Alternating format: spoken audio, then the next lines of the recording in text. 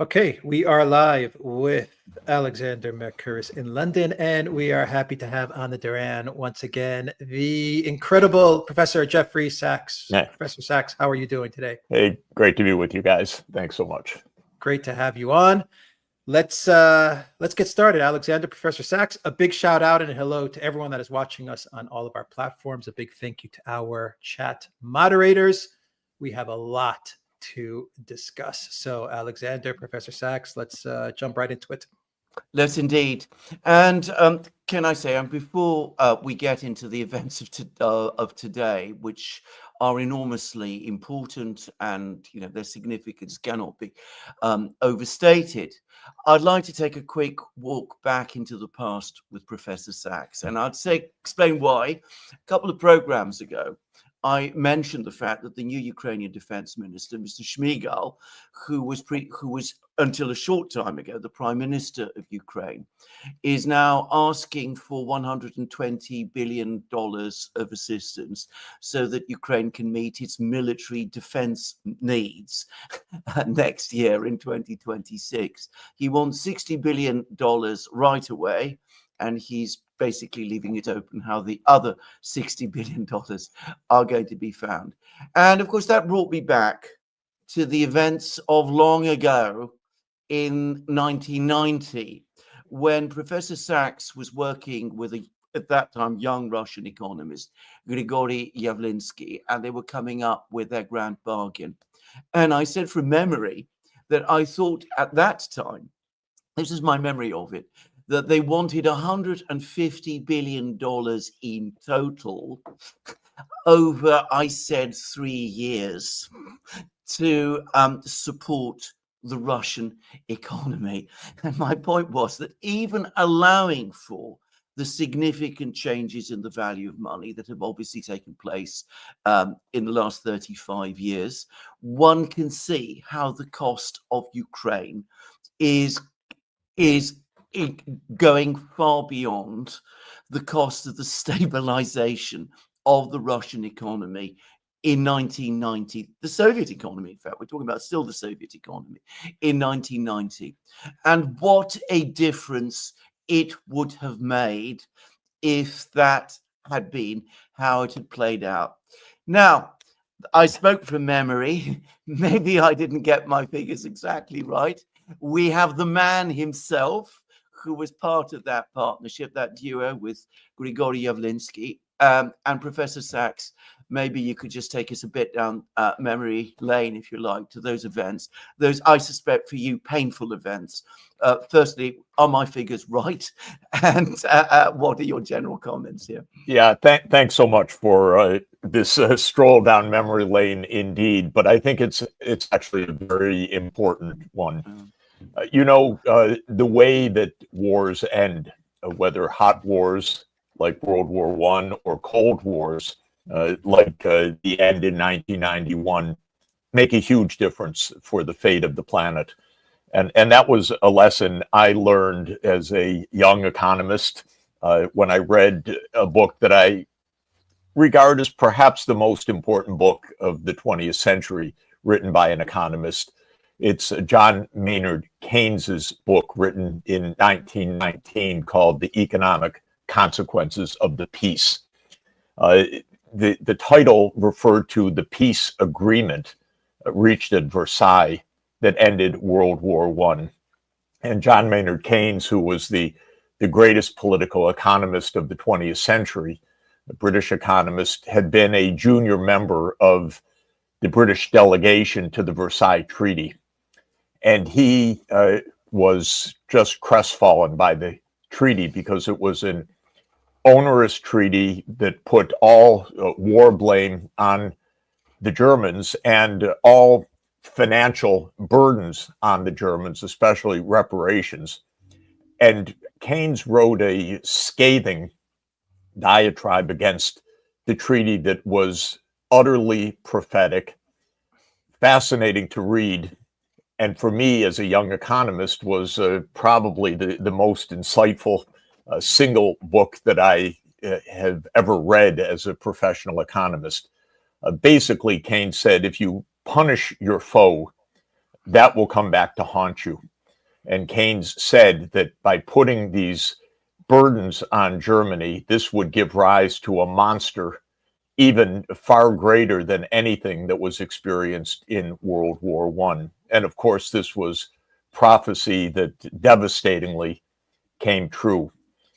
I began my own career in the 1980s, working with countries that were in fiscal crisis, in debt crisis, in hyperinflations, and that was my specialty and my activity in the 1980s, starting in Latin America and then in Eastern Europe.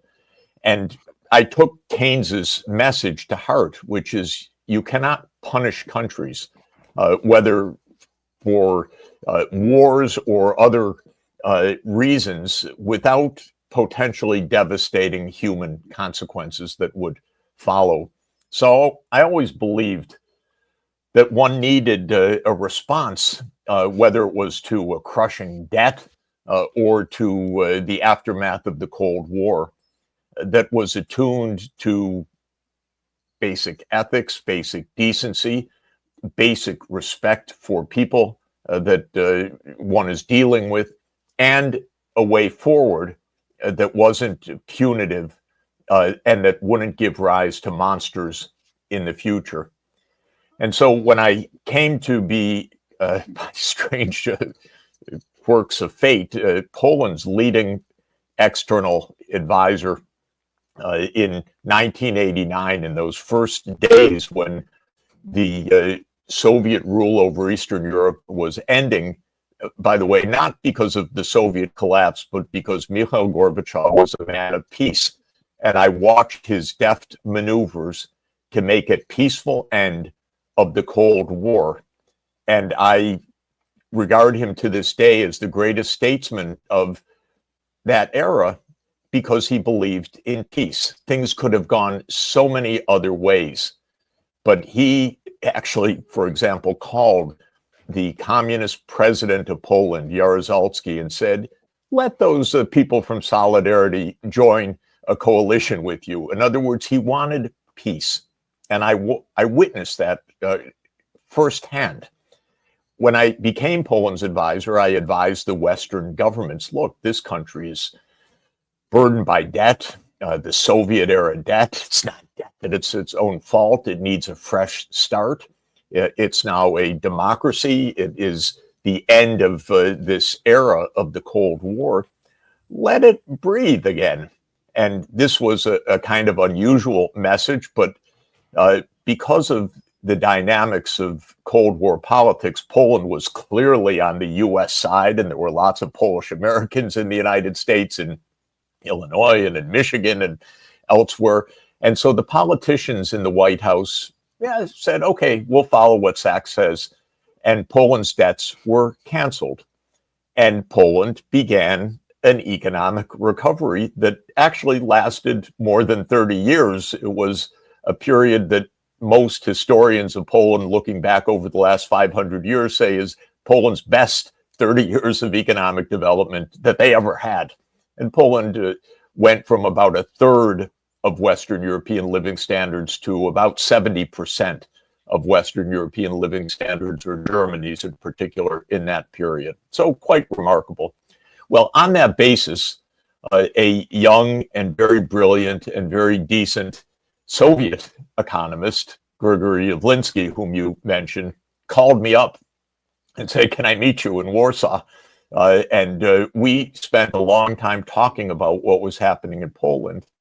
And Grigory, who is a remarkable person to this day, he became a leading voice in Russia after the Cold War and remains so today. He's very brilliant, very decent.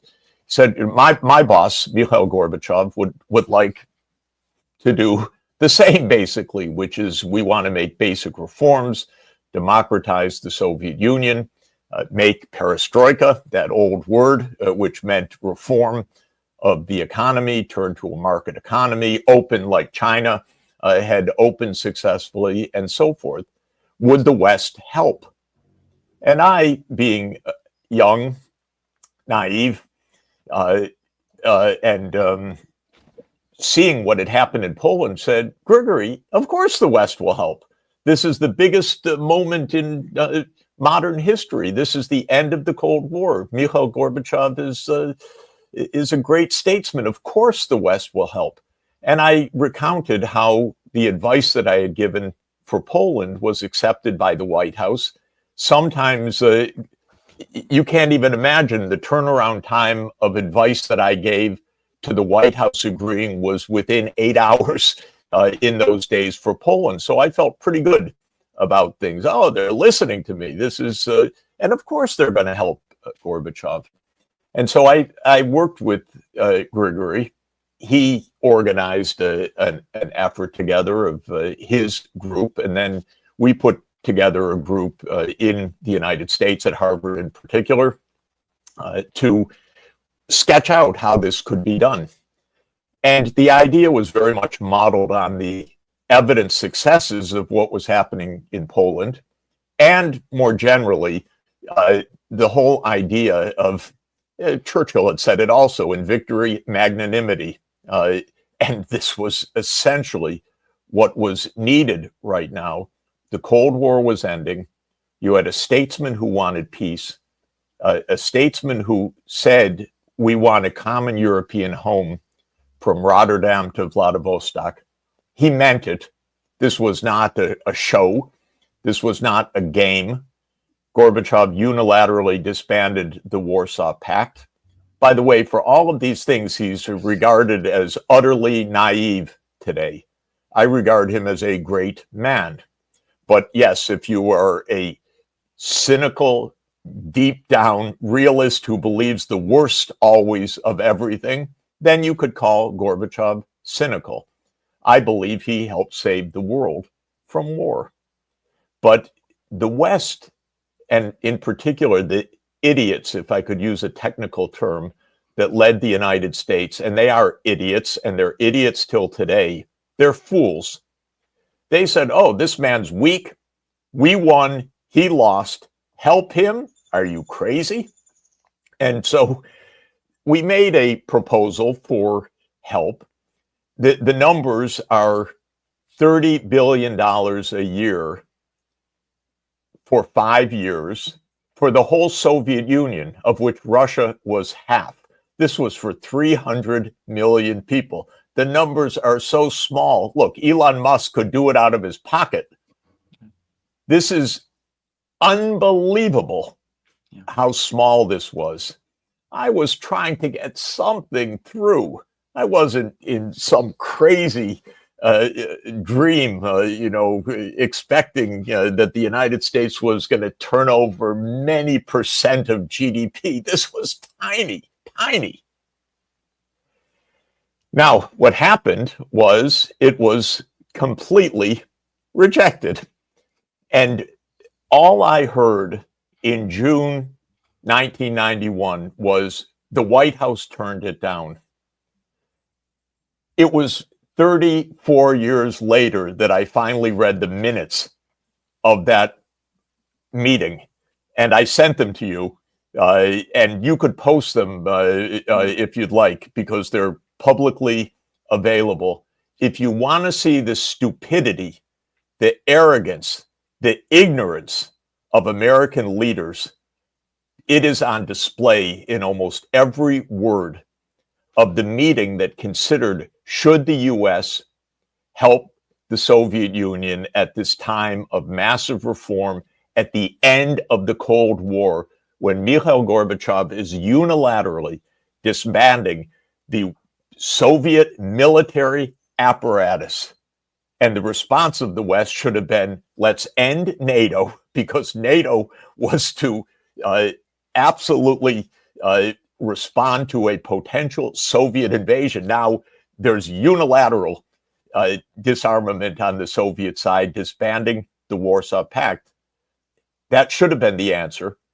For a tiny amount of what we were spending on the military, we could have helped to facilitate a smooth and peaceful economic transformation to a market economy, and we would have gone on to live in peace.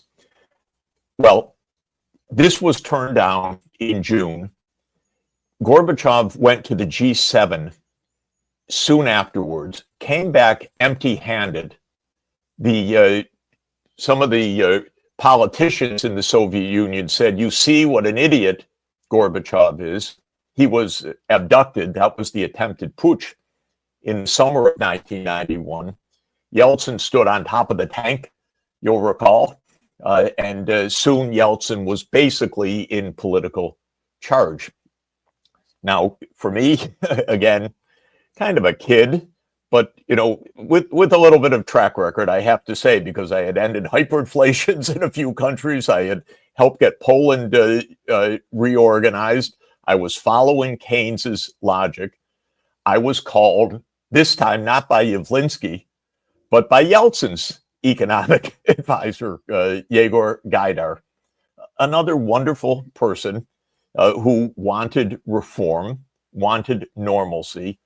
And he said, "Jeff, come to the dacha outside of Moscow in September 1991.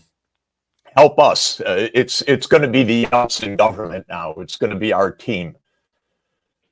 So I flew to Moscow and I spent a week in the dacha with Yegor Gaidar and with the others who would soon be the young reformist cabinet of the new independent Russian government. Of course, I didn't know exactly what was going to happen, but I knew that Yeltsin had the initiative at that point. And in November 1991, the so-called G7 deputies, which meant that the deputy finance ministers of the G7 came as a group to Moscow to meet with Gaidar. Now, by this time, I had some experience on these issues, and I briefed Gaidar at length. And I said, "Yegor, you need to get from the G7 deputies a standstill on your debt payments right now. What this means is that Russia or Soviet Union had taken on debts in the late 1980s. Part of the U.S. ploy at the time was to drive down oil prices in cahoots with the Gulf countries, which they had done. This put the Soviet Union into financial stress. The Soviet Union took on debts under Gorbachev. Those debts were short-term. They were coming due. The Soviet Union had no reserves to speak of, and so they were running out of hard currency cash. And I said to Gaidar, the most standard thing that you say in a fiscal crisis like this, which is you need a standstill on debt payments. Now, mind you, 2 years earlier, I had called for not only a standstill on Poland's debt payments, but an outright cancellation of the debts, which had been accepted by the G7 governments. So what I regarded as the most minimal possible request was just a postponement of any payments coming due because the Soviet Union and Russia had no financial reserves. Gaidar went into the meeting. An hour later, he came out, I could see, in distress. I said, "Yegor, what happened?" He said, "They told me if we don't pay every penny the moment it is due, all ships on the high seas heading for Russia with food or other supplies will immediately be turned around, and that will be the end of any financial cooperation with Russia."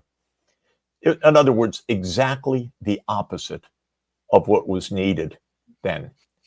Russia continued to pay the interest and the debt as it was falling due, and it ran out of money in the first weeks of 1992. Now, just to conclude this little saga, in mid-December 1991, Gaidar asked me to brief President Yeltsin. And so I went with a little delegation to the Kremlin and sat in a giant room in the Kremlin. And I don't know if you can imagine, this was, the end of the Cold War. This was events that were so startling, I could not even imagine I was there. but sitting in the Kremlin, waiting for President Yeltsin to come. It was a huge room. The door in far back on the right-hand side opens. There strides in confidently President Yeltsin.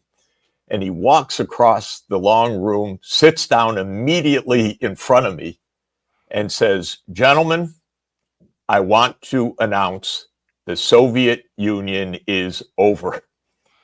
And then he pointed to the back of the room and he said, "Do you know who's in the adjoining room? That is the military leadership. And they have just agreed with me that the Soviet Union will be dissolved at the end of this month and Russia will be an independent state." So I heard that out of President Yeltsin's own mouth, real time. And I said, "Whew, these events are moving pretty damn quick." And then President Yeltsin said, "We want to be a normal country. We want to be at peace. We want to end this central planning. We want a market economy. We want to be friends with the United States. We want to be friends with Europe. We want your help." Well, it was my turn to speak. And I said, "Mr. President, this is one of the most important moments of modern history. I'm sorry to tell you guys, I said it again. I said, I have no doubt that the West will help you. This isn't even about the Soviet Union anymore. This is now about an independent Russia led by President Yeltsin, absolutely, who has said communism is over. We want a normal market economy. We want to be friends." I said, how can the West turn this down? You learn. And it was a very painful lesson. To tell you the truth, I could not really understand it for many years to come, actually. I went back to Washington, went to the IMF, because the IMF was kind of the coordinator for the G7, met the deputy managing director of the IMF, Richard Erb, and he told me, "Jeff, none of that's going to happen. There's not going to be big aid. There's not going to be a stabilization fund as I had created in Poland or helped to design, and it was my idea, and it worked to stabilize the currency. None of that's going to happen, Jeff." And I said to him, "Richard, Dick, why? It's the right economics." And he stood there completely unresponsive, wouldn't give me an answer, just said, "It's not going to happen." And to complete the story and give you a little bit more of an insight into this, I'm a pretty persistent and stubborn, and had lots of experiences where I was told, no, something won't happen. And then you press because it's the right thing. And then something does happen. So of course I kept on for 2 years trying to campaign for Western help for Russia because it's the right thing to do. It's how stabilization is done. It's how every successful stabilization is ended, with some outside support. Not huge amounts, but modest. Debt standstills or debt reductions or debt restructuring or financial stabilization. And I didn't succeed. But in March of 1992, so just now 3 months after the events that I was describing, I was on a news hour, the McNeil-Lear News Hour, which was our public television. And I was paired with the acting Secretary of State, Lawrence Eagleburger. The Secretary of State, James Baker, had stepped down to head the re-election campaign of George Bush. And so we had an acting Secretary of State, Lawrence Eagleburger, and I was debating him on the news hour, where I was saying we should help Russia. And he was saying, no, we have to be very prudent, no reason to rush into anything, and so on. He, of course, knew no economics, didn't care, whatever. So at the end of the NewsHour debate, he said to me very nicely, Jeff, let me give you a ride back to DC, because we were in a studio in Alexandria, Virginia. So I got into the limousine of the Secretary of State. And as we were driving back, he said to me, Jeff, suppose I told you, suppose just for purpose of argument that I agree with you. Yeah. And Jeff, suppose that I told you that the Polish finance minister, Leszek Balcerowicz, had just been in Washington, and he said the same thing as you, actually. Yeah. Well, Jeff, I just want to tell you, it's not going to happen. And I said, but Mr. Secretary, why? It's the right thing. He said, Jeff, suppose I agree with you. It's not going to happen. Do you know what this year is? And I said, yes, it's 1992. He said, do you know what that means? I said, that it's an election year? He says, yes, it's not going to happen. So that was the explanation that was given by the acting Secretary of State, not that the arguments are wrong, that the economics are wrong, that the logic is wrong, but that the United States is not going to help Russia because Russia is an enemy. Okay, I took that for a long time as kind of basic electoral politics. You know, that Bush was cowardly, couldn't lead, was afraid of Patrick Buchanan on his right, and so forth. But the truth is, it was much deeper than what Eagleburger was saying, because already by that moment, Wolfowitz, Cheney, the neocons had taken hold of power in Washington and would hold it till today, basically, till today.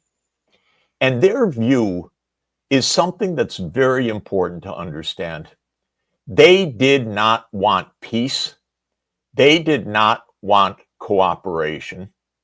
They wanted dominance. The idea of the end of the Cold War was not that we would have peace and a common European home from Rotterdam to Vladivostok. The idea of the end of the Cold War is that the United States would be the global hegemon.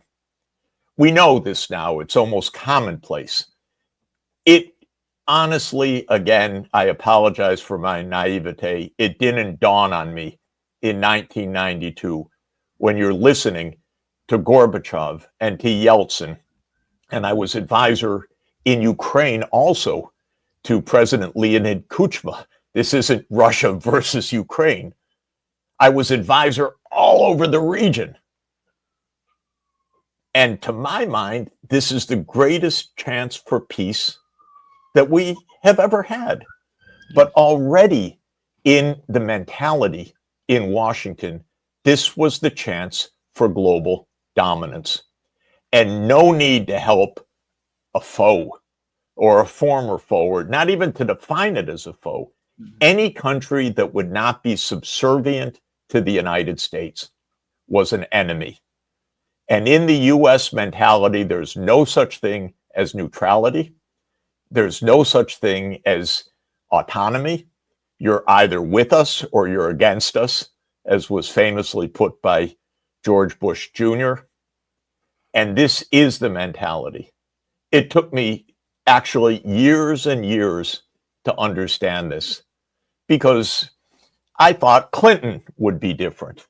Clinton came in, no difference at all, by the way, on the particular issue of financing for Russia, none at all. In fact, his Russia advisor refused to join the administration and wrote to me in November 1992, Jeff, Clinton's going to be no better than Bush on these big questions. I didn't believe it, again, because I'm kind of stubborn and I was naively thinking this had something to do with economics and something to do with the logic of the situation and something to do with peace. But of course, we now know the history afterwards. The Cold War never ended in the US mentality. This is the hard truth. It's very well described in Jonathan Haslam's recent book called Hubris. The Cold War didn't end because after the Soviet Union ended, the next step was that Russia should end. Literally, that Russia should end as a country. Maybe Brzezinski allowed, maybe it could become a loose confederation of three different countries, one in European Russia, one in Central Asia, and one in the Far East, and a confederation. But the idea was Russia's big, therefore it's an enemy of the United States. And this is an idea also that we learned from the British. The British hated Russia for being big. They concocted 1,000 fantasies that Russia was about to invade the crown jewel of the British Empire, that would invade India through the Khyber Pass. And so Britain went to war with Russia in the 1850s exactly the same way we've gone to war with Russia in Ukraine. Exactly the same. Same location, same ideas, same motivation. Russia's big. It needs to be broken apart. It needs to be thrown out of the Black Sea region. Brzezinski, being a good scholar, wrote it all down in 1997 in the Grand Chessboard, explaining, yeah, the Cold War is not over. We have to make Russia not a second-rate power, but a third-rate power. And the way to do that is to expand NATO and Europe eastward.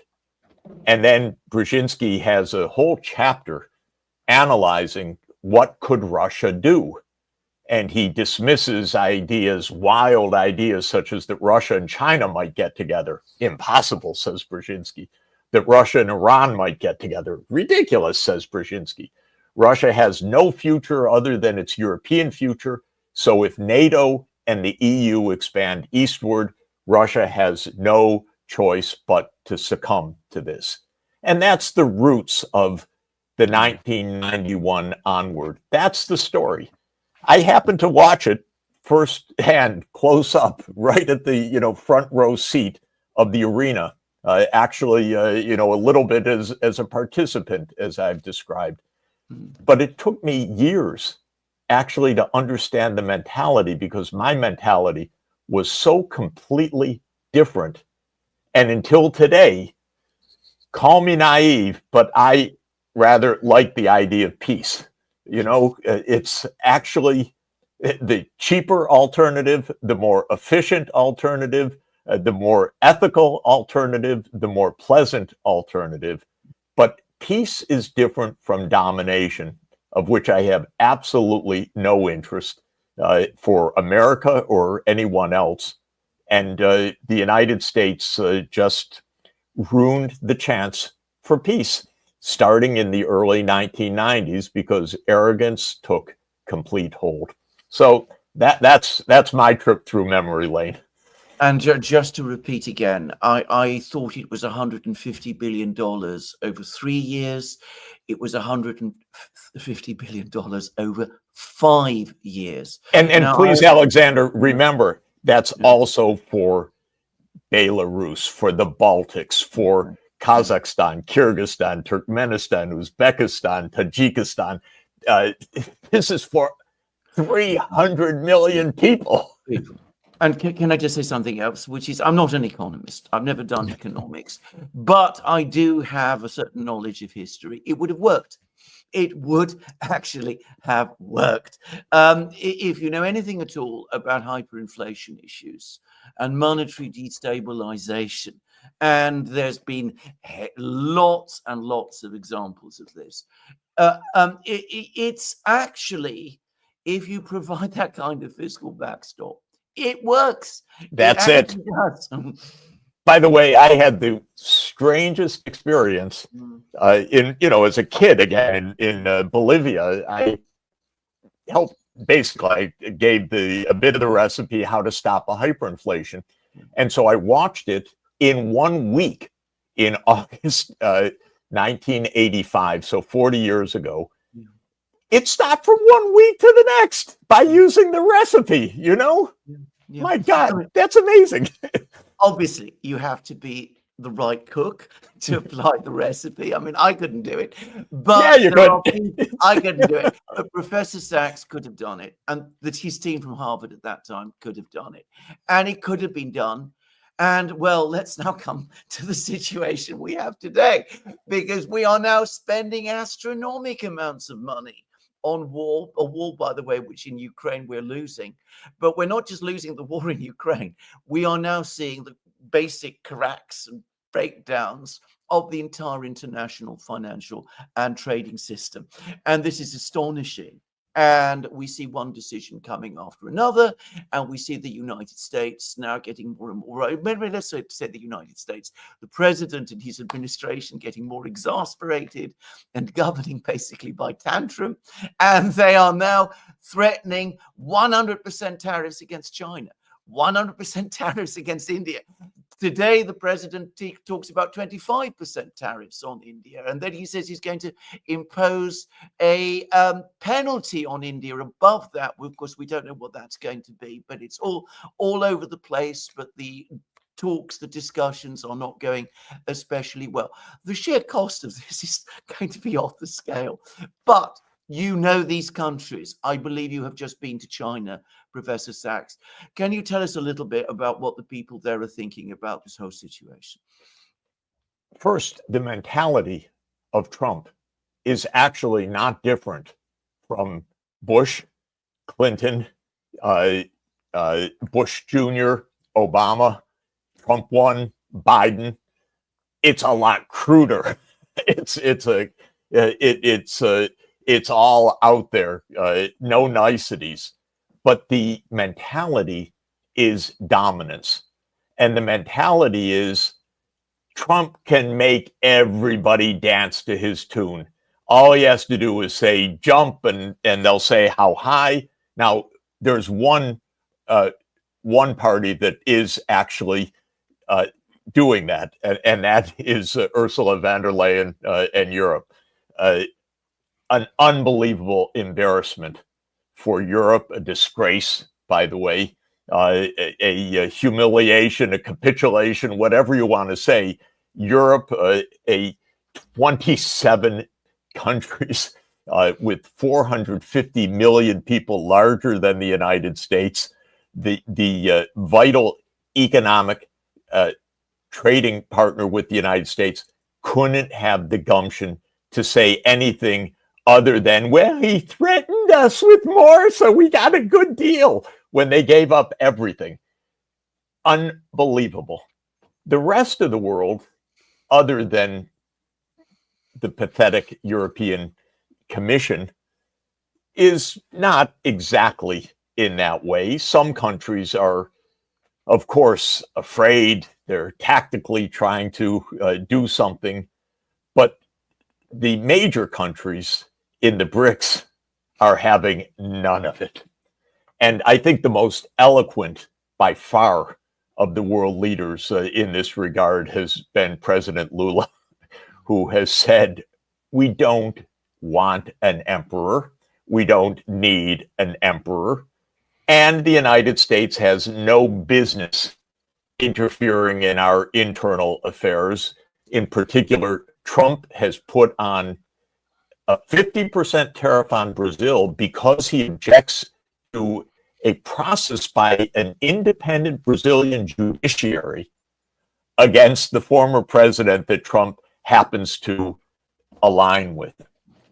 It's unbelievable. Even King George III, in his moments of madness, did nothing like this. Trump's obstreperousness, obnoxiousness, arbitrariness, his claims of power to do anything to anybody, I think are certainly unprecedented in American history. By the way, just to add a footnote, under something called the U.S. Constitution, Article 1, Section 8, it says that the power to levy duties is a congressional power, not a presidential power. There's actually a case in Washington right now where a lower court already ruled against Trump's powers, but our courts are almost as pathetic at the top as our Congress is. Congress has basically died or disappeared, and the Supreme Court looks like it may do the same thing in the end. So one person rule may become the US rule. All of this is to say, we have the arrogance of the US, but now it's in almost, you would call it a farce if it weren't it weren't so destructive and dangerous, because it's in one person who does whatever he wants and thinks that he can make any demand to any country. Now, China has very seriously said, no, we're not going to do that. China is the only country that at a operational scale stood up to the United States, stood up to Trump. I think that's the right way to put it, always stood up to Trump. And Trump immediately backed down because on the trade, so-called trade war, which is not really a trade war, it's a U.S. trade ambush against the rest of the world. It's not a war the two sides are engaged in. It's the United States trying to kneecap the world. But in any event, China said no, and China started to withhold rare earth magnets and other crucial components of manufacturing, including automobile manufacturing and including military manufacturing. And the United States backed down almost immediately.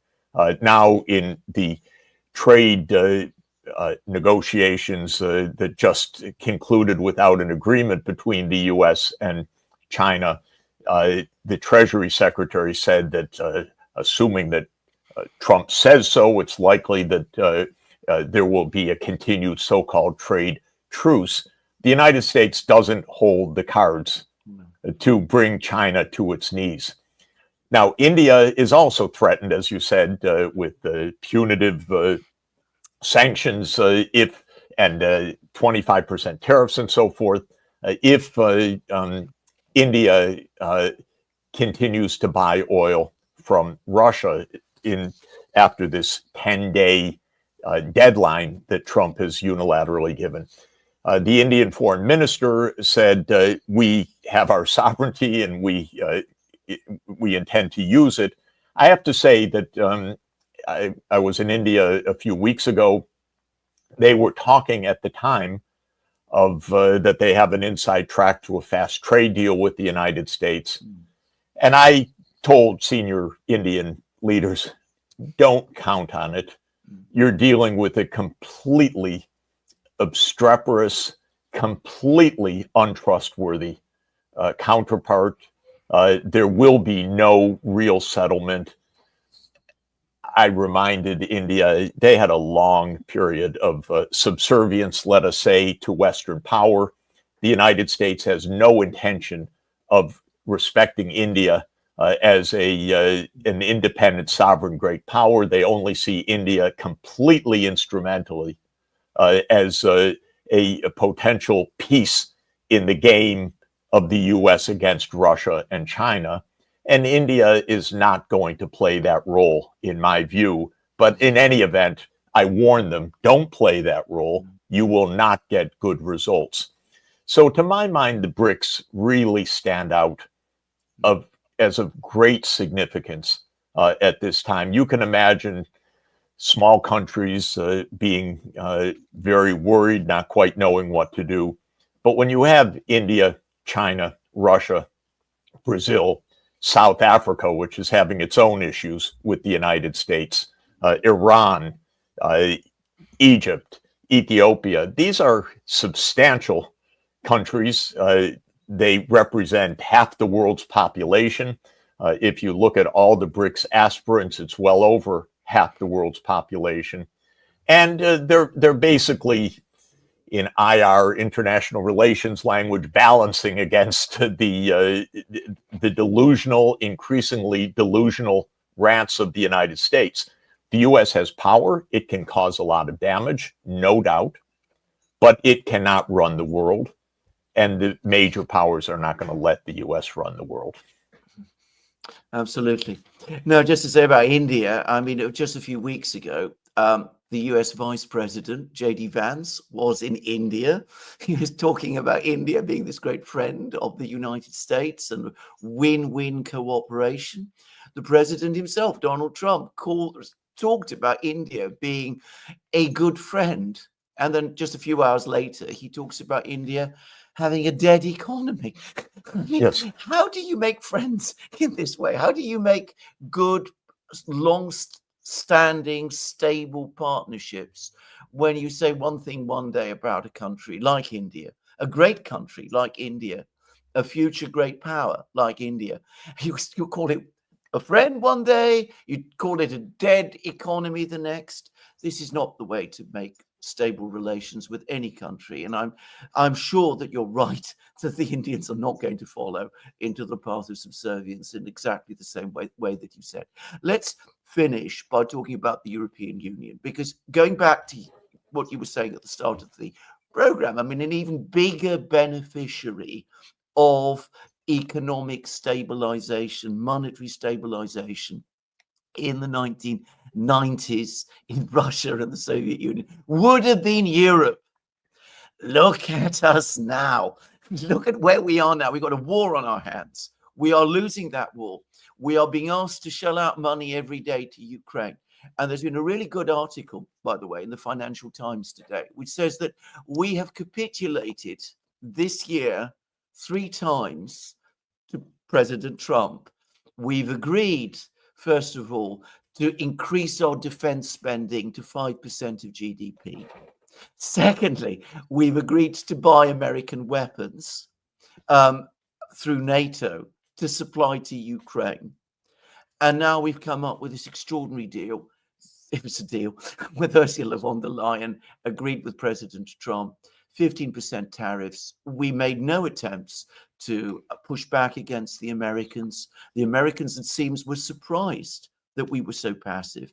It's not as if we have no tools, but we've also thrown in, we're going to spend $750 billion over 3 years buying oil and gas, which the United States can't supply.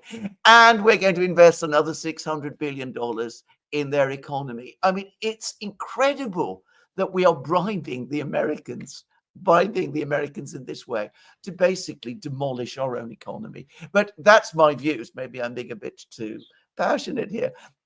No, Professor Sachs, you're being completely accurate. It's unbelievable what Europe is doing to itself, a kind of economic and political suicide. And I wonder whether Europe will roll out the red carpet when the United States literally invades Europe by landing troops in Greenland. And I would not put it past the United States at all to do that. And I mean that all seriously and not in jest or I think that Trump might well decide to do that because Trump absolutely covets Arctic territory because he understands that the Arctic is a geopolitical area of growing importance and that Russia dominates the Arctic and the United States doesn't. It has a small piece of the Arctic above Alaska and it covets Europe's Arctic coast. So in this sense, the United States is really a foe of Europe and Europe is completely subservient. Now, why? I think there are many reasons. We know how the United States basically has culled the European political class of independent leaders for decades. The U.S. has promoted those who would serve the U.S. purpose, and it has thrown away those that wouldn't. The U.S. has lots of ways to do this by giving all sorts of positions and advancements. Of course, part of Europe remains occupied with U.S. military forces, but there are many, many other ways, National Endowment of Democracy and many other CIA operations and many others that have given a U.S. Direct say in European politics for decades. But I think that there's another reason that is obvious, and that is this kind of Russophobic idea of Europe, which is completely wrong, completely not only ahistorical, but counter-historical, that we need the United States, otherwise Russia is going to overrun us. And as you pointed out, the 1990s and early 2000s were a period of growing, close, mutually beneficial economic relations between Europe and Russia, especially Germany and Russia. And that alarmed the United States, by the way. The whole approach of empire, as everybody knows, is divide et impera, divide and conquer. The United States would never allow Germany and Russia to get close together if it can divide them. Now, if Germany had normal political leadership, it would not allow itself to be divided. Instead, it has Merz. I don't even know what words to use with Merz, but he's plummeting so fast in German approval, he's not long there in the job in any event. But the point is, there were demonstrated powerful, mutually positive links. And as an economist, it's always been my, by the way, successful strategy, if I may say so, to link countries with their neighbors. When I was asked to design Poland's economic reform to a market economy, the first thing that I was instructed was help Poland return to Europe, meaning the end of the Iron Curtain. But also, my first approach was make the Polish currency convertible so you can trade between Poland and Germany and start getting investments into Poland and start getting exports from Poland to Western Europe. And it worked. It worked very, very rapidly. And so Europe, if it had any economic sense at all, would understand that good, positive relations with Russia are exactly in Europe's interests in all accounts: technological, economic, financial, and geopolitical. Instead, you have van der Leyen, and you have Kaja Kallas, and you have Merz, and you have Macron, and you have Starmer declaring Russia the implacable enemy.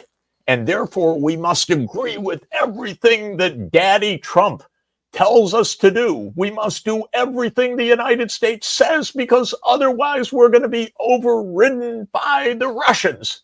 Are you kidding? This is how Europe is going to rule itself? Such idiocy, such complete fantasy. But that's what's happening, in my view. If Europe would just take a deep breath, understand a little history, understand a little bit about the United States, understand the actual events of the 1990s and 2000s, understand that Putin was looking for close relations with Europe. Ask Romano Prodi, for example, one of the closest interlocutors of President Putin in the first years of Putin's presidency. What was the relationship like? How close? How many times he turned to Romano Prodi for close conversations? How he tried to strengthen the links with Europe? My God, anyone that has participated in this knows this. But instead, we have a rampant Russophobia generated by the US and UK for this crazy idea that big countries are enemies inherently, and Europe is breaking itself to pieces on its knees, just asking Donald, what more can we do for you to abase ourselves further? That's how it's going. Professor Sachs, you've answered my questions wonderfully. Thank you for discussing, as I said earlier, the rather, I suspect, difficult topics from the past, but doing so instructive. And can I just say, I can remember you well from that time. I used to follow what was going on. I remember you going on British television. I remember interviews you were giving at that time, which you probably don't remember. And you were very measured in those days and very polite. much more so than today, but entirely in conformity with what you're saying now. I mean, I can remember that what you were saying then and what you're saying now in substance is exactly the same. And thank you also for telling us all these things about the situation today and where we are. So that's me. I'm sure there's some questions. If you've got a little time, I'm just going to pass you over to Alex. Yeah. Wonderful. Great to five chat minutes, about this. Sure, absolutely. 5 minutes. Okay, great. We have a couple questions here for you. We'll start with Jeffrey Brown, who says, I'm not sure if this is how you submit questions. Yes, it is. But here goes. Professor Sachs, I traveled in your country for about 11 weeks in 1993. I have often said that I fell deeply in love with your country, its geography, its people, even its cities. Did it change, or did I fall for a chimera? Or were we all tricked by an elite? Wonderful question, and very interesting. I'm in the Midwest today, here for a family celebration. I was born in the Midwest, in the Detroit area. I should add, the new Pope is from the South Side of Chicago. You know, the Midwest to me was a wonderful place to grow up. Decent people, nice community. Of course, we had one overarching problem in America then and until today, a lot of racism, and so that was grew up in the civil rights era. But acknowledging that, and let me acknowledge that the United States was a decent, positive place where people went about their lives, looked forward to the future with confidence, believed in their government. And that you can also find demonstrated in opinion surveys. The collapse of those beliefs came in the 1960s and early 1970s. President Kennedy's assassination, I think, was the end of that America, actually, because I regard it as a CIA coup. And I think the evidence becomes quite overwhelming over the next 60 years, including documents released just a few weeks ago showing that James Angleton, head of counterintelligence of the CIA, was basically running Lee Harvey Oswald as an intelligence asset in the years leading up to the assassination, something denied for 60 years. But the point is the U.S. Lost its innocence, if I could put it that way. I think several things happened that changed. The most important is what Dwight Eisenhower warned the American people on January 17th, 1961, in his farewell address, when he said that the military-industrial complex was a danger to American way of life. And that was 64 years ago. The military-industrial complex took over the U.S. government, basically, during this period. We could watch it. Again, I've just explained at some length. I didn't really understand it fully, year by year, step by step, although I came to understand it as I got older and more experienced and understood history better. But I think that was the number one change. Just like the Roman Republic became the Roman Empire, when it essentially became a military state in 27 BC, I think the United States became a military state. Maybe you could date it to November 22nd, 1963. But in any event, this was the first thing that happened. The second thing that happened, and it's true of probably all political systems, they become corrupted unless they are somehow refreshed. And America's politics became completely money infested progressively. It's not always been like that. We had peaks of corruption in the 1890s. It was cleansed, I would say, by the progressive era from 1900 to 1920. We had another round of massive financial corruption and speculation in the 1920s. Franklin Roosevelt helped to cleanse that in the 1930s. I think I grew up in an era of somewhat relative good feeling in the 1950s and 60s. But then politics became corrupted by a series of deliberate actions to put big money back into politics, especially the Supreme Court, in a series of rulings, but quite deliberately as part of a political movement, because the justices were put in for this purpose, like Lewis Powell, said that corporate giving in politics, so-called giving, was free speech, and therefore could not be restricted. And American elections became cesspools of money. This time, Silicon Valley bought the presidency for Donald Trump. Not even subtle anymore. We had a prime minister for a few months, Elon Musk, who helped to finance the whole campaign. So this is basically the two things that wrecked America from the 1945 post-war period. It is the security state, the military-industrial complex, the CIA, and all of its nefarious and covert activities, the secrecy of government around the military-industrial complex, the $1.5 trillion a year of military and security-related spending. In other words, it dwarfed the civilian government, and the corruption. And they go hand in hand. So these are the two dynamics. But your sense is right. And by the way, here I am in the Midwest. Lots of good memories are coming back to me. Lots of nice people around. Americans don't support what's going on, by the way. They don't support the genocide by Israel in the Middle East. They don't support the war in Ukraine. But they're not asked at all. We don't have a democracy about foreign policy. We don't even have a democracy about domestic policy. But we don't have a democracy about foreign policy at all.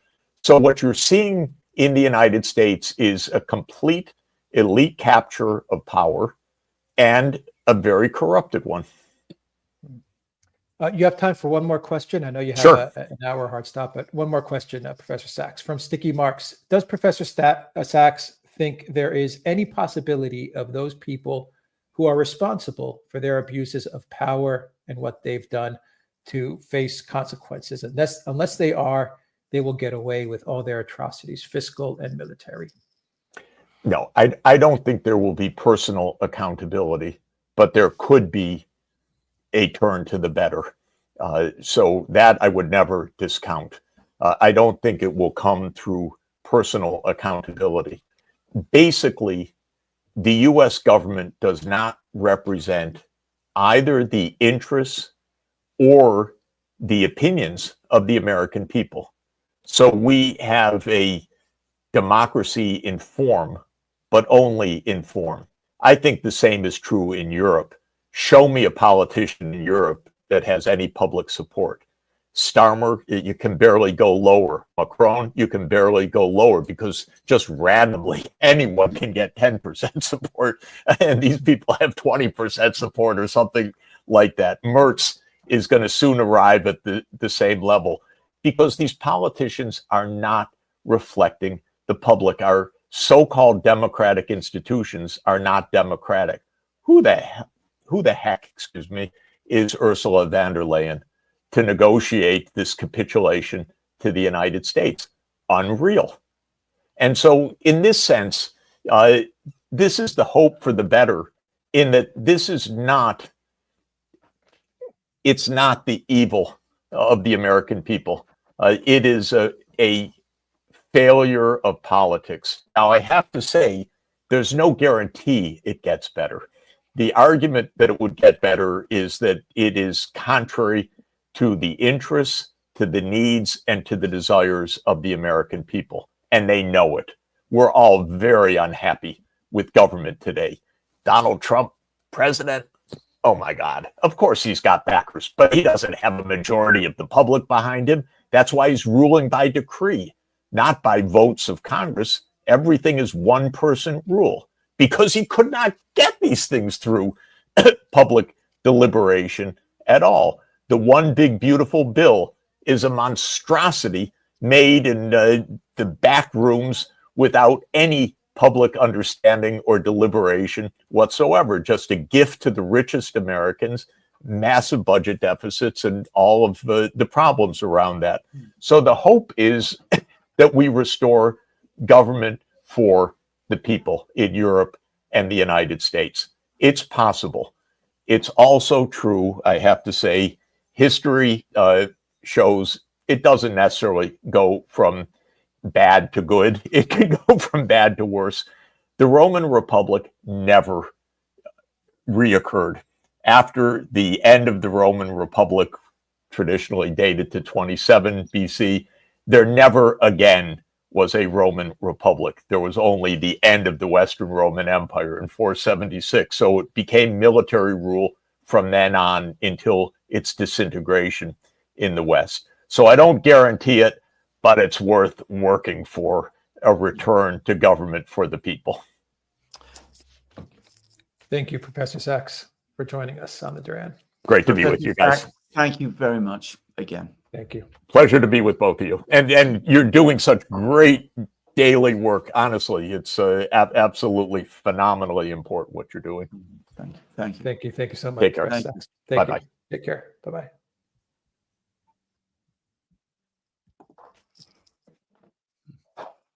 Wow. Alexander. $150 billion over 5 years.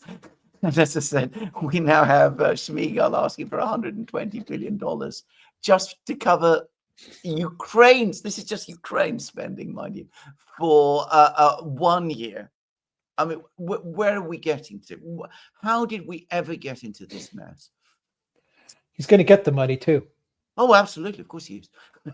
And Zelensky's asking for 60, isn't he? Absolutely, absolutely. Yes. Yeah, so Zelensky's asking for 60. Schmiegel's asking for 120.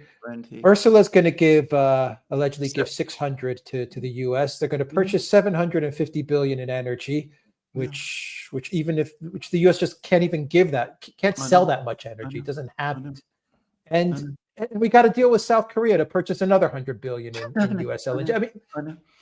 I know. I mean, these numbers now are just getting completely unreal. Yeah. $150 billion in 1990. And can I just say, repeat it again, because I've looked at the history of how to overcome financial crises. If you really want a good example, go to what happened in Germany in the mid-20s and see how the hyperinflation there both started and how it was ended. The steps that the Reichsbank took to bring it all under control. $150 billion then would have done it. They'd have done it. Yeah. It could have been done. Yeah. Schmiegel, by the way, the former prime minister of Ukraine, now the new defense minister. Now the new defense minister. People exactly. asking. Yeah. Yeah. Okay. Let's get to the questions. We have a lot of good questions. Absolutely. To get to. Yeah. And let's start with Commander Crossfire, who says the price of empire may very well be the empire itself. Yeah, true enough. True. Commander Crossfire also says, is there 5D chess in the U.S. lashing out at everyone, everywhere at the same time, but the cost of empire, the middle class, and the middle class and the ladder to get there? Sorry. I can't see where this 5D chess is. I mean, if this is a cunning game of chess, then it's so cunning that I've just completely lost track of what's happening. I mean, how does it make sense to send Vance to India? I think it was in April, and have him, talk to the Indians about what a great relationship we have, and then to call India a friend, and then the following a few hours later, turn around and talk about them as a dead economy. I mean, to me, this is not 5D chess. It's chaos. Yeah, I don't know. Foreign policy via Truth Social posts. Maybe there is some 10D chess in there. I don't know. I don't see it. No. I don't see it. But anyway, foreign policy via Lindsey Graham and social media. Yeah. Nico says, I saw John Mersheimer's interview with Tucker, and I got to say I am increasingly opposed to his views. While he says some right stuff, he always underestimates others while overestimating the U.S. Last I checked, the U.S. spent 20 years in Afghanistan to go from the Taliban to the Taliban. The Ukraine war is a war of conquest, something the U.S. hasn't fought since the Korean War. It takes effort. I am more of the Larry Johnson, Jeffrey Sachs thought instead of this nihilism. There are three superpowers in the world now that can coexist. With respect to Mr. Mersheimer, he just hates communism in the USSR and China. Personally, I believe China isn't better militarily than Russia or the US because they haven't been tested. They don't project power other than their economy. That doesn't mean the US should go to war with them, as John believes. Well, I agree with your sentiments about your criticisms of Mearsheimer. I haven't seen the interview with Tucker, so I can't comment about it. But I mean, about your sentiments overall, yes, I am in agreement, and I do agree with you also, by the way, that it is really strange to have people criticize Russian military performance in Ukraine when the Russians are obviously winning the war there, and when our own experience of wars that we've conducted in the West has been so completely unsuccessful. But as I said, I don't want to say more because I do intend to watch this interview, obviously, and I want to see what exactly he has to say. Haruko, thank you for that super chat. William says, has the Western world ever been so badly governed over the past 100 years? This is not a rhetorical question, but I would like your thoughts. Well, no. I mean, obviously, you've had some very dark periods. The 1930s and 1940s was an extremely dark period, but there were always beacons of light. I mean, you had, extraordinary leaders, Franklin Roosevelt in the United States, de Gaulle and Churchill in France and Britain. You had heroic people in Germany who resisted. You had all kinds of things going on. I've never known a time as when the level of incompetence and stupidity, it has sunk to the levels that we see today. Maybe, if you go back to the Dark Ages before, after the fall of Rome, things were as bad then, but I've never known anything like this now. Elza asks, not sure if I'm right, but to me, it looks like the BRICS countries react to threats from Trump like they were coming from Kaja Kallas. Yeah. Well, I know what you're saying, but I mean, so far up to this time, I haven't seen a single BRICS state waver. And I'm going to make a guess that probably at some point over the next few months, there's going to be another emergency summit of the BRICS. Probably they're all going to go to China in September. Xi Jinping, Putin will be there. I'm guessing Lula will be there too. Some of the others maybe. And they will come up together with some kind of organized response to this. Nikos asks, I wanted to talk to you about the topic of the Russian population in your video. Yeah. So far, they have 144 million people, and the fertility rate is 1.47. One second, Alexander. I just lost. The chat just jumped. Easy. Yeah, it happens. 1.47. Found my place. Yeah. That rate is not too bad, and it's very slowly rising. But this data doesn't include the 3 million in Crimea, 5 million in Donbass, and 5 million Ukraine refugees in Russia. Doesn't that infusion help? I think Russia should just import people from ex-Soviet countries who become Russians the easiest. Kazakhstan and Uzbekistan are good choices. Yeah, well, I mean, there's a lot of discussion about this. I mean, first of all, there's a major difference, obviously, between people who come from Central Asia and people who come from Ukraine and places like that. And because obviously Ukrainians are Slavs, Russians are Slavs, they're seen as fraternal people. People who come from Central Asia, yes, they do have a shared history. Most of them speak Russian, but they are not Russians in the same way that Russians are. If you go to Russia and you see people there, and I'm not pushing this, there's a lot of integration, but you can also see the difference. I think that the Russian government does want to raise the birth rate. And I agree, it is not as bad as it has now become in several European countries, in fact, pretty much all of the European countries, but it is still well below replacement levels. And yes, there has been Crimea joining and Donbass joining and probably more regions of Ukraine joining and all of these people from Ukraine, and the real population of Russia is probably at least the number of the people who live in Russia is probably well in excess of 140 million. It could be more like 160 million, maybe. I mean, I'm just taking numbers out of the air. But I suspect that the Russians will tell you that's still not enough, and they are worried about their demographic situation. Putin talks about it all the time, and at least they're trying to do something about it. Commando Crossfire says the system isn't broken, it is by design. Those that made it are still the powerful. The EU leadership care not for the people, nor do the US theirs.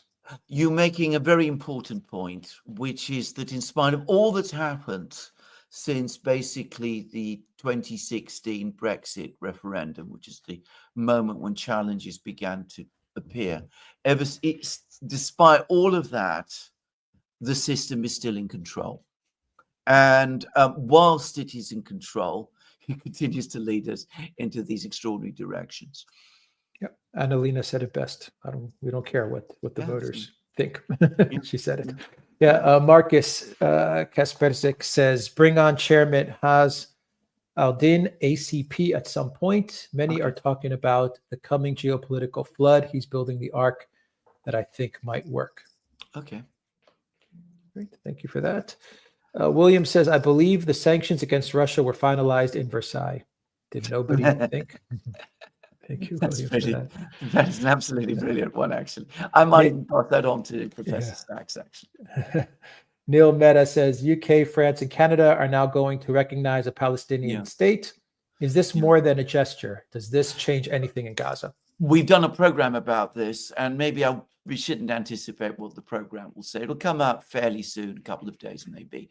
But in the short term, it's tokenism. It's not going to change the situation on the ground. In the medium to long term, it may make a real difference. Probably not in the way that Macron, Starmer, Carney, possibly Merz intend, but it gets them out of immediate political difficulties. Florina says, why in this case was Romania punished for having paid in full its external debt? Good question. I'm not able to say exactly why it happened that way, but Romania never had the kind of traction in the United States, by the way, in Britain as well, that Poland did. People have a kind of romantic sense of attachment to Poland. To some extent, I have it, by the way. I mean, I've always had a particular fondness for Poland, and I take an interest in its history. But it does affect decision-making, and perhaps not always in a way that's fair to others. Zahir, thank you for that super chat. Sparky says, question, Professor Sachs, when you sit down at the Columbia lunchroom with your beloved colleagues, Victoria Nuland and Hillary Clinton, what do you talk about? Oh, well, I would love to know. I don't think, in fairness, we should ask. I think he's answered that in the past, that he hasn't, that they don't, They don't meet. They don't see each other, yeah. Columbia is a pretty big place if you've been there. I have, by the way. Yeah, I remember he mentioned that in a previous live stream, Sparky, Nico says, I am sorry, but Gorbachev was a moron and he destroyed Russia. The only good thing he did was giving Putin a job because, let's face it, he gets a kick out of running Russia. Top 5 Russian leaders. Well, Gorbachev, as far as I know, didn't know Putin or give him a job. I mean, Putin, throughout Gorbachev's time, was a official at working for the KGB, I believe, in its legal department. I don't believe he was ever a spy or anything like that. The question of Gorbachev and his role in history is one that is going to be controversial and written about for ages and ages. Nikos, what I will say is this. You've had one view from Professor Sachs. If you go to Russia and speak to people there, you will find many, many people who share your view. Do you think Yeltsin paved the way for Putin as a way to make up for the stuff he did? I think partly, yes. I mean, I remember Yeltsin very well. I mean, he was a haunted man throughout the time when he was president of Russia. He didn't, I think, expect or imagine things to turn out the way they did. And I think he was very guilt-ridden about it. In fact, we know that he made at least one, perhaps two suicide attempts. So I think he was looking for somebody who would rescue the situation. But I think there were an awful lot of things going on in Russia at that time. And to this day, we've never been provided with a full story of how Putin emerged. Klaus says, what do you think about Zelensky rolling back the corruption law? Is his credibility back? No, I think it's damaged. I think what happened, the reason is Zelensky, he's passed a law today. Exactly what it says. I want to see the law, and I want to see what others are writing about this. But if he's done it, it's not because a few thousand people protested.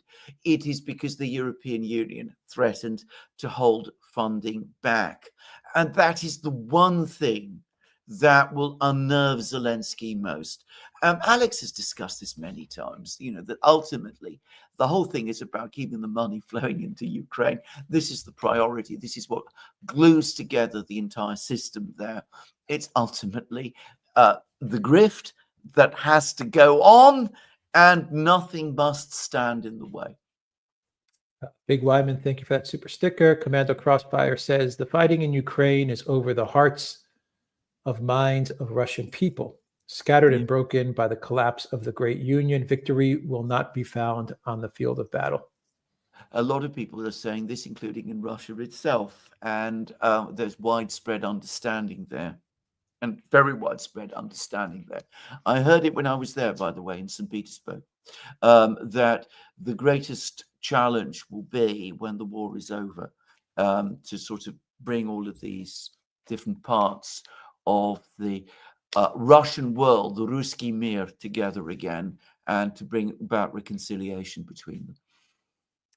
Matthew says, I ask this all the time, but can you please explain why you believe that Trump won't be maneuvered into a war with Russia? Escalation coming up, and you always say the neocons have no reverse gear. No, I agree with that, but I think also that, first of all, I think Trump really does not want to war with Russia. I mean, I get the sense that he understands very well how dangerous that would be. But I think beyond that, and I think you saw that during the 12-day war between the United States and Iran, there are major political constraints on Trump as well. The people of the United States do not want war, and the anti-war sentiments in the United States now have a political organization, one which was instrumental in getting Trump into the White House, and one which he knows he cannot win against. Yeah. Nitswitch says, changing something into something new may seem easy in hindsight, but going that path is surely not. Gorby made big mistakes, but still having courage to change is very brave, I think. Well, it was very brave, and it wasn't easy, and I've never said it was easy. And again, I don't want to give the impression that economic and monetary stabilization in Russia in the Soviet Union in 1990 would have been easy. As I said, if I'd been appointed finance minister, I couldn't have done it. But it could have been done. It needed the right technocrats to do it. And the one thing, by the way, Russia is not short of ever is good technocrats. It could have been done. Commando Crossfire says, to be fair, every Russian leader, Peter, Alexander, Stalin, Putin, all came to the West on almost bended knee asking for peace and union. It's time Russia learned. It's true. I mean, this goes all the. I mean, you make absolutely correct point. The Russians themselves talk about this, and there's a big debate now in Russia saying, is this period which basically started with Peter the Great, has it now finally ended? There's always been contrary voices. Dostoevsky, by the way, was one. He said that Russia is far too heavily involved with the West. And he was saying that in the 1880s. So, there's always been a contrary narrative that's pushed back against this. But for the first time, perhaps, it's gaining the ascendancy. Nico says, we always talk about how bad Gorbachev was, but what about Brezhnev and Khrushchev? I personally despise Khrushchev for his impulsiveness and decisions. How would you rank the leaders from Lenin to Putin? Good question. Well, I mean, Lenin was, the revolutionary. Stalin was the great tyrant, but also the great, state builder. Discussing those two leaders is going to take forever. One day we will return to our historical program, and we'll discuss those better. I think Khrushchev played a key role in ending the terror and giving people political space and stabilizing the situation in that way. And as a Brezhnev, I'm going to say this: eventually his system did evolve into stagnation, but there was a time when it did provide a kind of prosperity.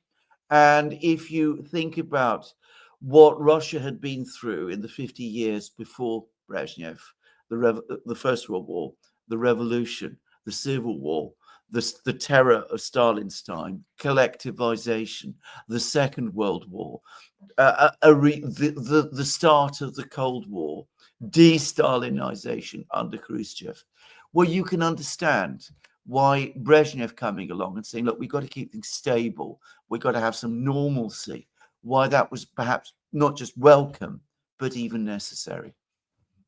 Elsa says, I'm just quickly return to that. Just think what it would have been like to have been someone born in Russia in 1900, living through to about 1985, when basically the Brezhnev system ended. For you, if you'd lived through that time, the Brezhnev era would have been the time of peace, because everything else that went before was so chaotic and so difficult and so violent and so dangerous.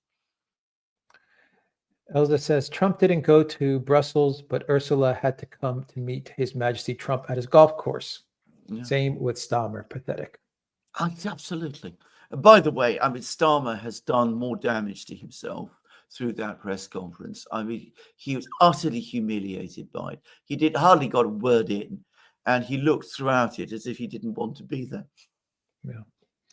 Empire We Are says, the bloodless coup of 1947 was cemented with the Kennedy assassination. The deep state hasn't looked back since. Yeah. Well, have you heard what Professor Sachs had to say? Industrial Farting Complex says, how do we young people reestablish popular sovereignty and end the long 20th century? Oh, good question. I am not going to give advice to young people. I belong in, I was born in 1961, very much in the 20th century. All I will say is that, what was it somebody said? When change seems impossible, it becomes unavoidable. And I think there will be change, and it will be young people who will have to shape it, and who will have to make sure that it is what we get is better than what we have. Sparky says, question, Professor Sachs, do you know Brown University's political economist Mark Blyth? Shouldn't he replace Scott Besson? Blyth can recover an economy without subjecting people to brutal austerity. It's a question that we'd have to put to Professor Sachs, because I don't know what his answer would be, and I don't know very much about Professor Blyth either. Enos Mansour says, keep up the good work. Lads, as an Alawite, I wanted to say thank you for continuing to talk about the Western-backed tragedy in Syria and the assault on its minorities, especially Alex, is one of the biggest tragedies. It is, absolutely. It is a terrible tragedy, and Alex's coverage has been exceptional. We have contact with a lot of people in Syria, in Cyprus, who tell me exactly what is happening on the ground in Syria, and it's pretty horrific. Yes. By the way, just to quickly finish on that, there has been an extraordinary article in Reuters which trying to sugarcoat the situation. But it basically made it clear that there's a small committee made up of members of al-Jilani's family, headed by his brother, that operates from within the building of the central bank. And they are basically carving up the various Syrian state assets and are enriching themselves on the back of them. They destroyed Syria, and destroyed they're not Syria. letting a lot of people No. leave either. No. Stephen G says the cost of empire, is it getting too expensive? Yeah. Well, it's becoming exorbitantly expensive. Yeah. Nikolai says we haven't heard about Zelensky's 12-point plan for some time. Any updates? Good question. I don't think anybody pays much attention to that anymore. Yeah. Or the rare earth mineral deal. No. Right. What happened to that? What happened to that? Marcus says, turns out doomsday preppers are right, but maybe we should do that collectively rather than building individual bunkers. Centrally share experiences and analysis. Our rulers are not going to save us. Yeah. Yes. OG Wall says, question, what is the origin of the name Duran? One day we will talk about that. Jungle Jin says, Britain's hatred of Russia because of its size makes sense of an otherwise mysterious antagonism. It's still very mysterious to me, actually. I encounter it every day, by the way. I mean, it's something that is very difficult to understand. Jungle Jin says, McGovern's answer about 9/11 was most interesting. Ray McGovern from agreed. Last live stream. Yeah. Principled Uncertainty says, the left and right have mutual interest in opposing the UK online safety bill cooked by the Tories, served by Keir. We got to do a video on that, Alex. Everyone's talking about this. No, we'll do. I haven't looked too much into it. Have you? I know quite a lot about it, and I get to know an awful lot more. Bear in mind that, of course, I'm right in the eye of the storm, if I can put it like that. But absolutely, we do. Yeah, I think it needs an analysis because it does. I understand it's also piggybacking off of Australia's. Yeah, absolutely. Internet restrictions as well. Absolutely. You need to also understand that everything dovetails together in British law. So you have this, you have the Terrorism Act 2000, you have all kinds of other public order acts that are all coming into play. Everything interconnects with each other. It's a darkening picture altogether.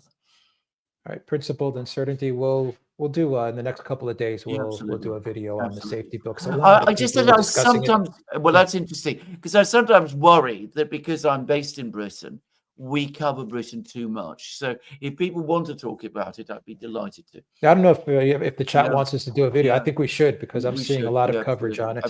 Absolutely. Yeah. And I haven't really gotten into it too much, but I will over the weekend. Yes.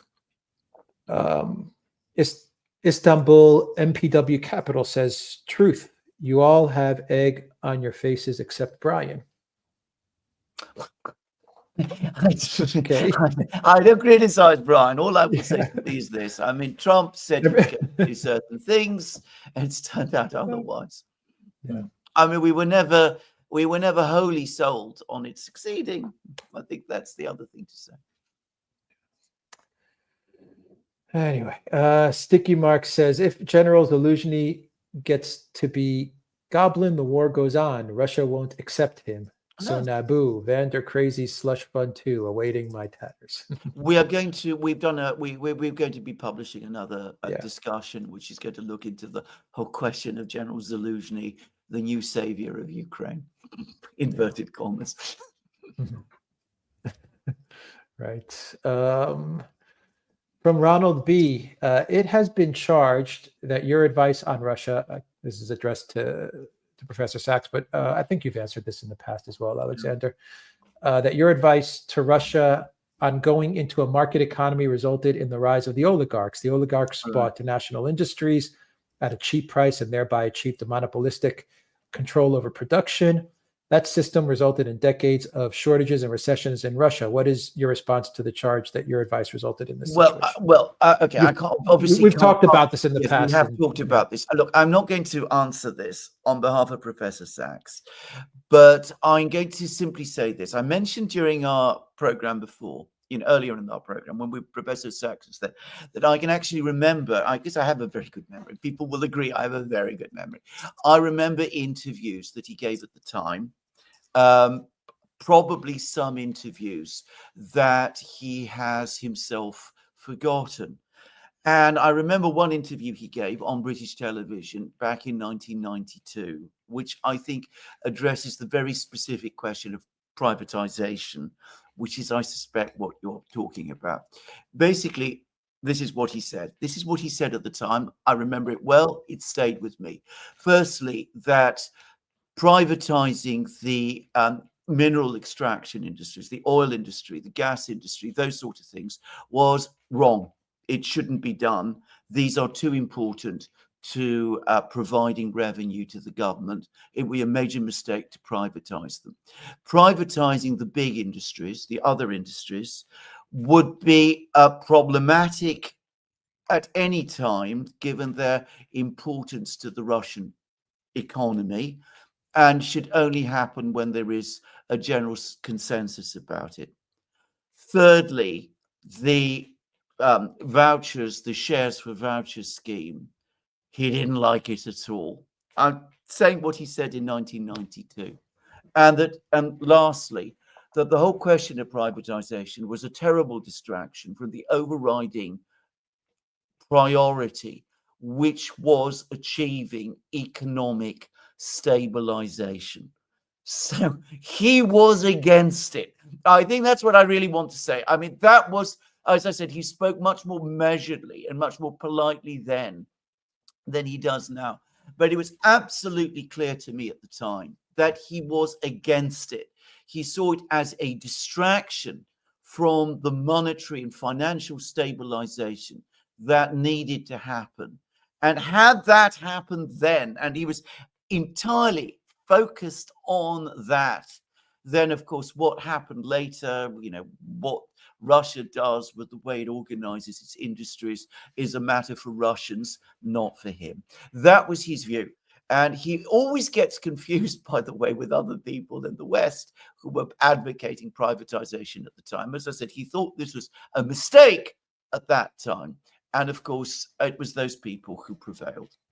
Yeah. Keith Alcock says, Gorbachev struck me as more of a classical Western liberal than a committed Soviet socialist anti-imperialist. Am I off base with this perception?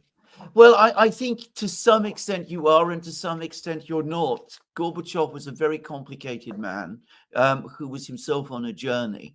And the Gorbachev who was elected General Secretary of the Soviet Communist Party Central Committee in March 1985 was a very different man from the man that Jeffrey Sachs encountered back in 1990. Just saying. Matthew says, with the decline of Western financial institutions, will there be a bubble burst in asset values like housing? Surely this cannot go on. I personally think there will be. I think that the situation in the US economy is steadily becoming more unstable. This is a big topic. As it happens, again, we've touched on it in another program, which will be coming out soon.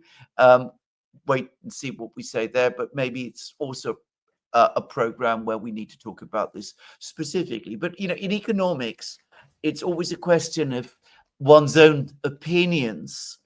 And, I want to make it clear, I'm not giving any hard and fast advice or saying that this will happen on any particular day.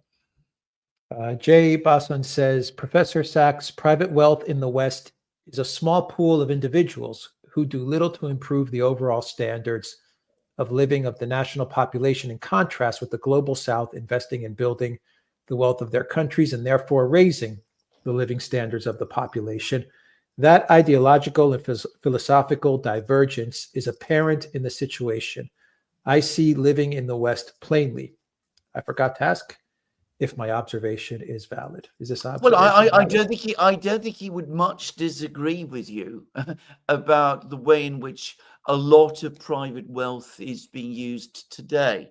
I mean, you mustn't say private wealth per se is bad, because I don't think it is.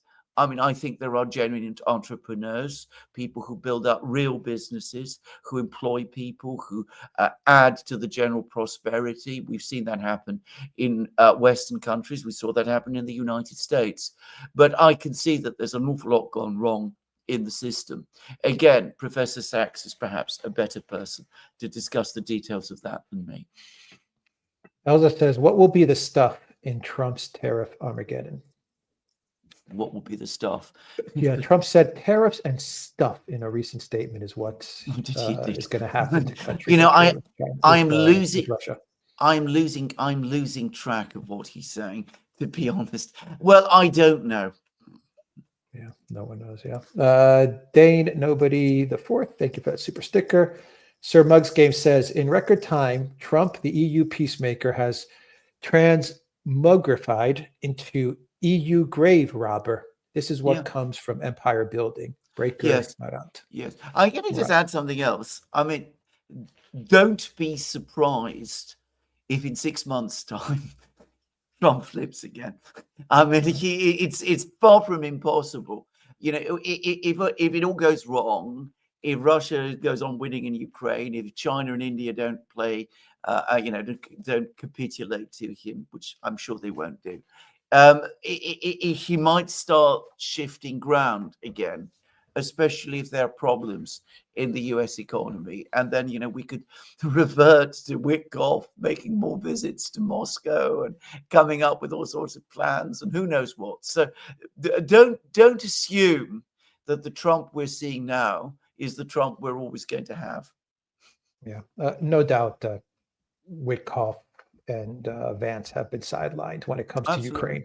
Absolutely. And Russia. For the moment. They've been completely, For the moment, absolutely. No, notice that Vance is keeping very, very quiet. He's made comments about the EU committing suicide, which is an interesting comment, actually. He wasn't talking about economics, but it's not difficult to see what he was saying. Yeah. Nikolai says the Soviet political leadership was able to reflect on their flaws and rectify them. Think of de-Stalinization or perestroika. Is the EU ruling class capable of doing the same? Well, actually, I'm glad you made that point, because you're absolutely right about this. And the answer about the EU is no, absolutely not. I mean, people say, you know, that they're as bad as the Soviet Union. In some respects, they're worse. Nikolai, do you even can you imagine Kaya Kallas reflecting on all of this?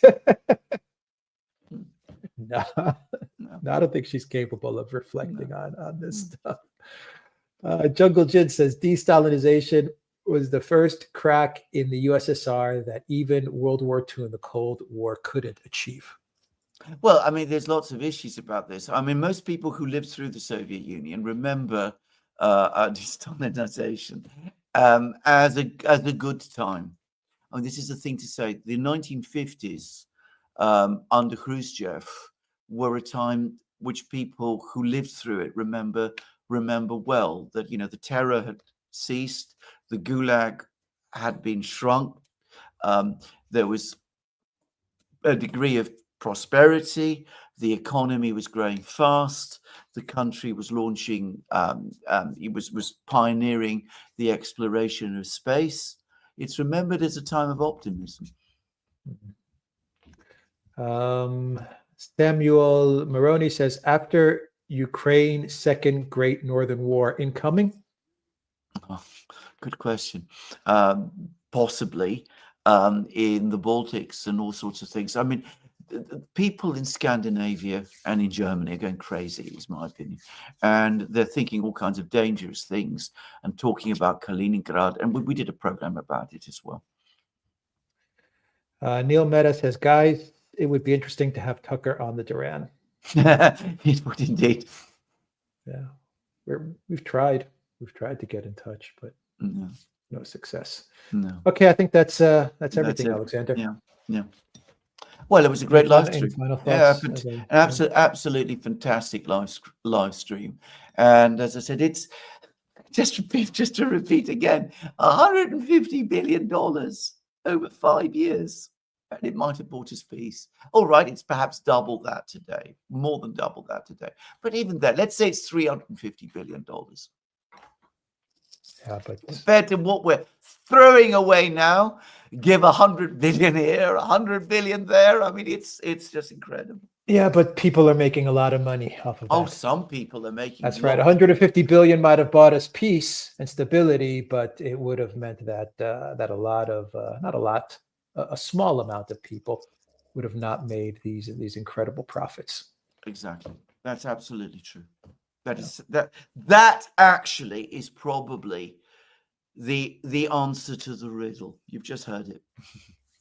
All right, we will end it there. Thank you to everyone that watched us on Odyssey, on Rockfin, Rumble, YouTube, and the Duran.locals.com. Definitely check out our locals page, everybody. And thank you to our moderators. Valies in the house, Harry in the house, Brett. Good to have you here, Brett, and Peter as well. Thank you to our moderators. And I think I got everybody that was moderating today. Alexander, we've got some more videos to publish. We certainly do. All right. Take Thanks, care, everybody. Thanks.